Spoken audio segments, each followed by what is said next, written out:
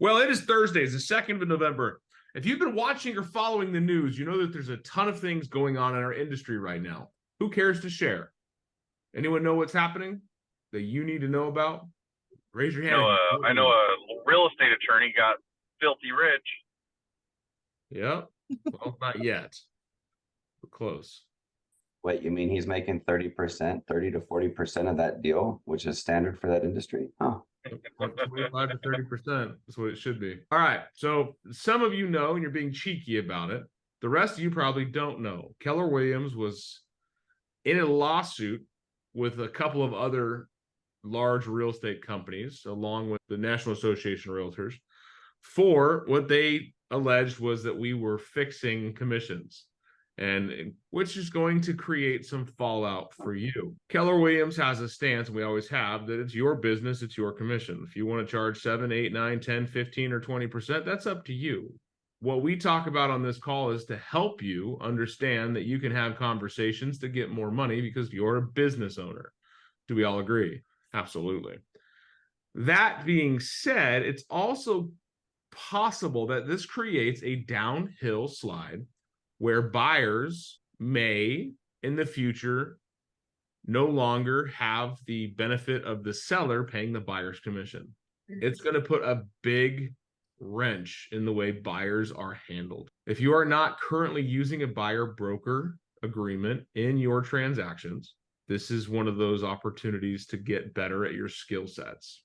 I don't know if we're going to make it a mandatory thing to have a buyer broker agreement, but what I can tell you is if you're already doing so and you're already comfortable having conversations about the buyers potentially having to compensate for your time and efforts, then this transition will be very easy for you. But a majority of agents, and I'm not just picking on you, but a majority of agents in the marketplace are not skilled enough to have that conversation.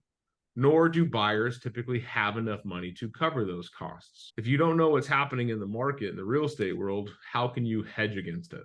No time other than now have we been in a position where we need skills-based agents. Raise your hand if you like to get lucky, right? Did you know the more skill you have, the luckier you get? Because you turn opportunities into profitabilities. So I want you to really lean into that conversation with yourself as, are you going to have the requirement in your business to have a sit-down consultation with your buyers to go over the documents and then prep them and prepare them for what's going to happen and then get a signed agreement between the two of you to do business together? Or are you going to play it by ear and chance your future? Raise your hand if you'd be pissed if you did a whole transaction only to find out you're not getting paid. Yeah, everyone would be. So this has been a conversation we've kind of ledged into for the last 2 years. Keller Williams is going to appeal this. There's been a lot of testimony that wasn't even allowed into the court proceedings. There was evidence that wasn't offered in. It's all alluding to a future appeal. Now, what does this mean? I don't know. Every article I read about it says that we could be looking at 2, 3, 5 years down the road before this finally lands. But in the meantime, speculation always spins around, and no matter what the final verdict is, it creates a storm. We've all seen the news media cycles. We've all seen how that can work, especially in a politically charged environment like we're in. Because a year from now, we're going to see some pretty volatile events with a change in hands with the new regime, a new governing body, potentially, a new president. And all of that in a normal cycle still uproots what we do. So we've got no time to get prepared. It's all about up here and connecting with people out there. So that was my little bit for you this morning. I want you to be prepared for these conversations. And how are you going to handle it is when someone says, did Keller Williams do anything wrong? I don't think so. Has anyone ever told you what commission you have to charge? no. What I think Keller Williams did wrong was they weren't as sympathetic as they could have been during the trial. All of the testimony and everything, they actually didn't let Keller present a lot of their evidence. They didn't. The jury deliberated for a grand total of like 45 minutes. It was completely bonkers. Yeah, so there's definitely a room for appeal. It's going to be interesting to see what happens on the backside. But the situation here is, raise your thumbs. Again, we got 2 thumbs. Who owns your business? I do, explosively, evidently. Nobody sets your commission rates. If you want to charge more, charge more. If you want to charge less, charge less. but you're a business owner and this is all about making a profit. Profit is not a bad word. A lot of people think it is. You are not just paid because you sold the house. Tell me what went into it. Driving all around Tucson, educating buyers on different neighborhoods. Okay. Not only that, but educating yourself too.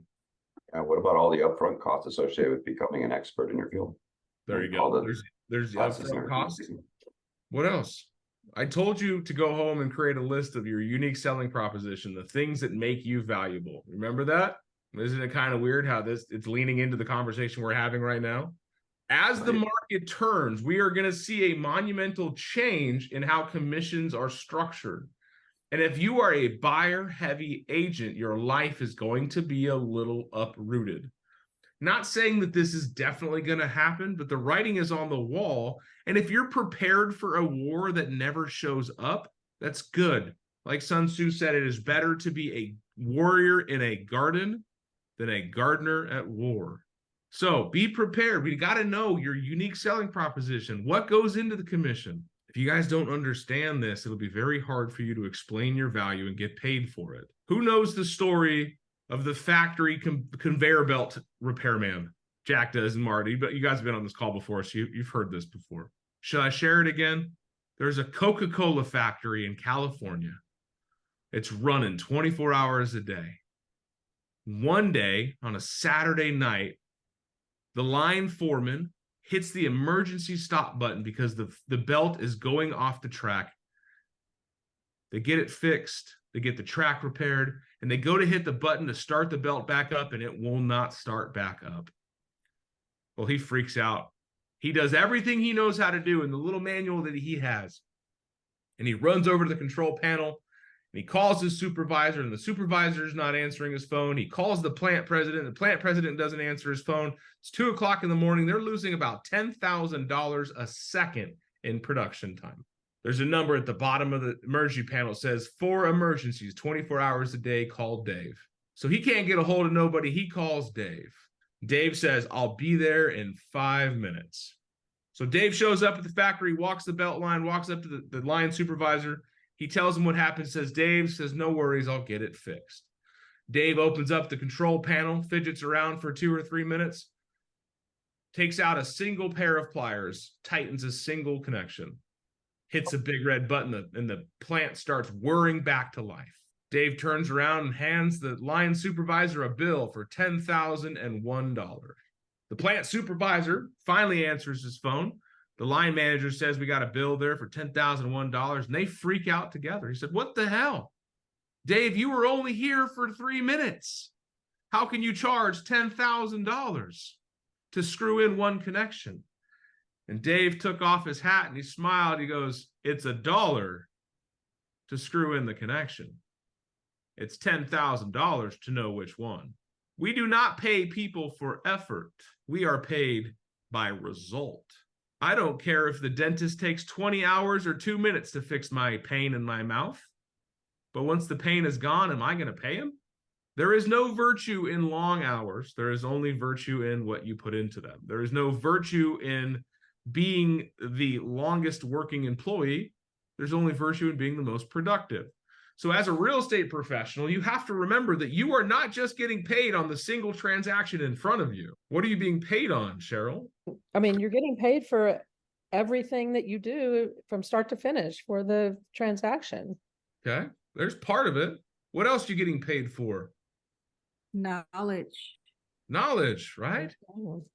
The expertise, the understanding.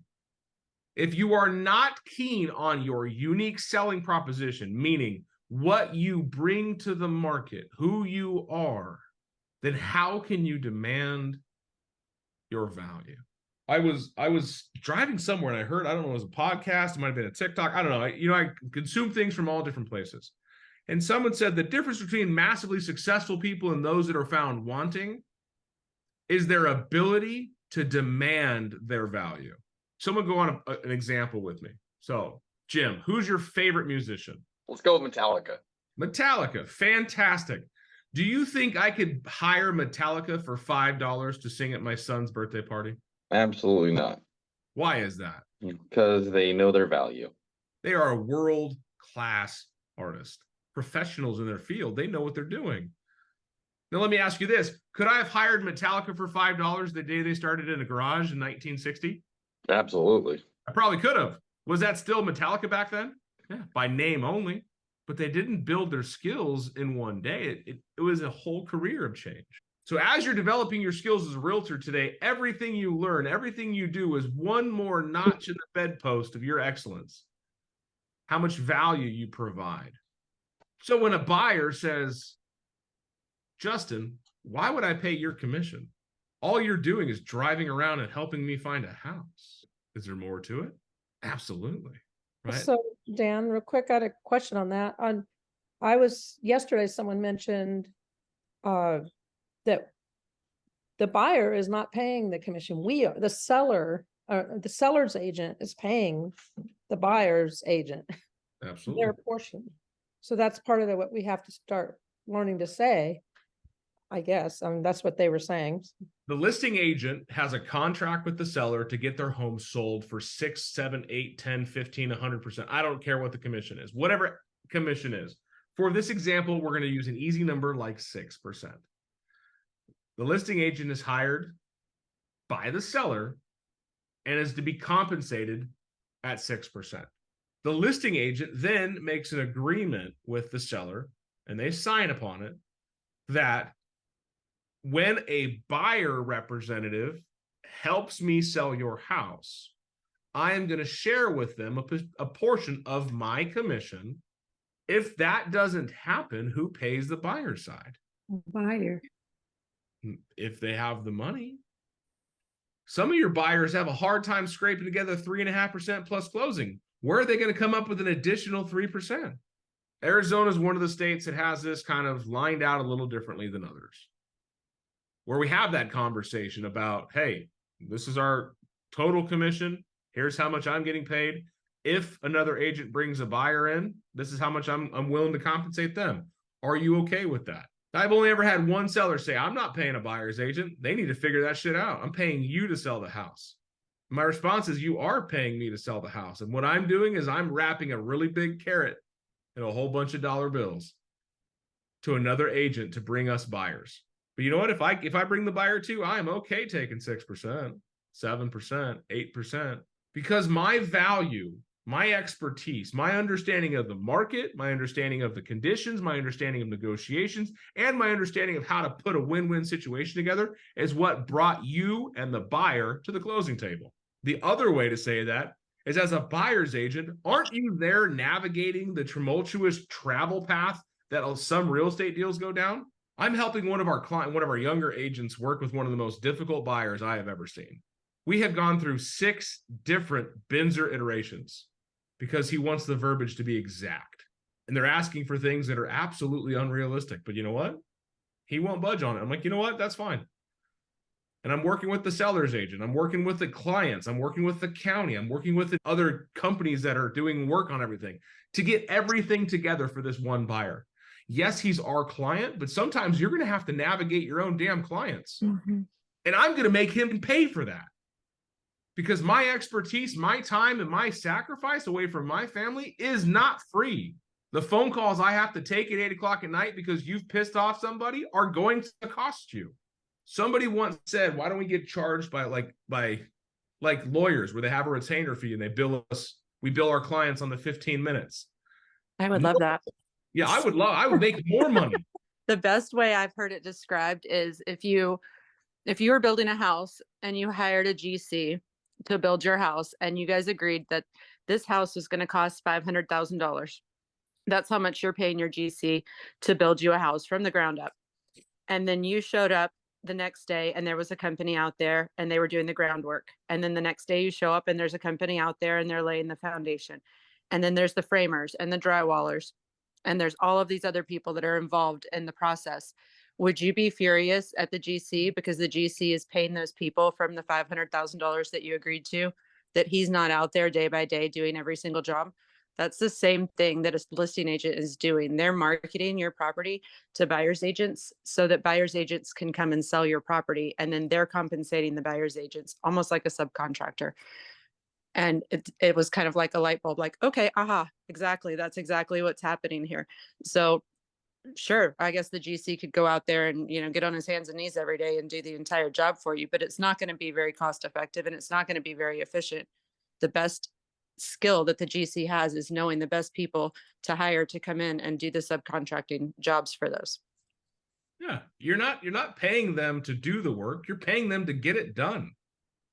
A lesson I learned early on in my management career, I was 19 years old, I was a department head at Lowe's, and my manager at the time, his name was Jim Hugel. Never forget Jim, we called him Old Moose Knuckle. But Jim came up to me one day because I was sweating just bullets getting this department cleaned up. And he's all, where are your guys at? I was all, Jim, you sent them home. And he got mad at me because he said, Dan, I don't pay you to get it done. I don't pay you to do it. I pay you to get it done.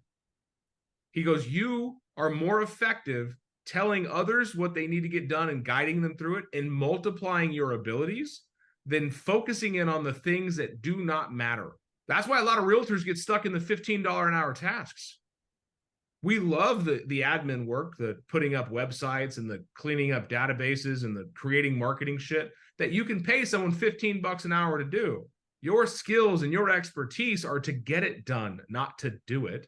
Right now, if I had somebody that needed a photo shoot done and needed inspections done, needed a house to be shown, or any gauntlet of other things in the real estate world at this very moment, do you think I'd be doing any of them? No, because I'm on the call with you guys because I have a better ability to mass change with the 21 of you on this call versus going out there and doing a single job. Your value as a buyer's agent is not your access to a super box. God, thank you for making it that simple. It's your knowledge, it's your understanding, it's the 6,000 other agents that you have in the city that you network with and know. So you know what's coming and what's going, you know the market, you know the pricing, you know the areas, you know who can help them, who can't help them, even more so, who to call when something goes wrong. Who's, how does the title, the escrow, the lending, the loans, the pricing, you name it. I mean, you could make pages and pages of lists of your value and opportunity that you present. There's 182 different things that you do during a real estate transaction. If it's a good one. 182 different things. Some of them you don't even know you're doing. But Amanda's 100% correct. Your value as a buyer's agent is not just access. Here's the MLS. I'll open it up when you're ready. It's understanding the pitfalls, right? People hire Sherpas in the Himalayas to climb Mount Everest. Why? Because they want Because they know the way. Yeah. No, it's because these guys have been there before. And in that situation, they're hiring somebody to make sure they make it back alive. Can somebody be fatally harmed in real estate? But you can put them in financial distress forever. Your value must be crystal clear. You have to understand, and I'm putting this in your brains. I'm being a big, bad, mean brother right now. You got to know you are worth more than just popping a lock and putting in a contract. Be able to express all the things that you do. And if you haven't done a real estate transaction before, I assure you, the amount of work needed will show itself the moment you start. So in the chat, we got, if a buyer's agent is getting paid, they're not going to bring you a buyer. Yeah, if they're not getting paid, they won't bring you a buyer. Don't say that. Yeah, don't say that. No. More concessions for buyers? Possibly. So I was able to find a real estate company for my client, along with pigeon removal, house cleaners, photographer, roof inspections, etc. You do a lot, guys. Can you repeat what not to say? Do not say if you do not pay for a buyer's agent, they won't bring you buyers. Don't say that. Give them the option. Do you want to lower the price of your house by 3%? Your job as a listing agent is to get it sold. Your job as a buyer's agent is to deliver it to closing. People pay a lot of money, and I do mean a lot of money, for the doctors and nurses that are part of delivering labor. Not that I'm associating real estate with babies, but some of these deals take a lot longer than 9 months to make. I think what I meant, Dan, was if you don't pay them, they're not going to do anything for free is what I meant. I just worded it wrong, I guess, in there. Like we if should, you're not we getting should all paid. realize that. Don't do anything for free. Yeah. Everything you're doing has a value associated to it that one day will get paid off. I don't care if I'm talking to a seller for 2 years, providing them value for 2 years, when they finally make a deal with me. That's how long it took me to consummate and close that deal out. That's okay. So instead of saying that they won't, ask your client if you think they would. Reframe it. Yep. Reframe it. Ask questions. Make them answer their own question. I wanted to get more into that because Amanda and I were texting yesterday, and really good stuff that she was sending me from her luxury mastermind.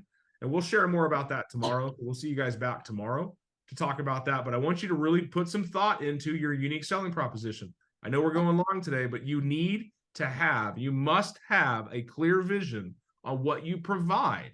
I don't care if you're brand new or been in this business for 40 years. Your offering is what the value is, not just your access. So thank you for all for being a part of this today, guys. Keep your mind open. There's going to be some more stuff coming down the pipe about this, and we'll educate you as we get things. Until then, high five.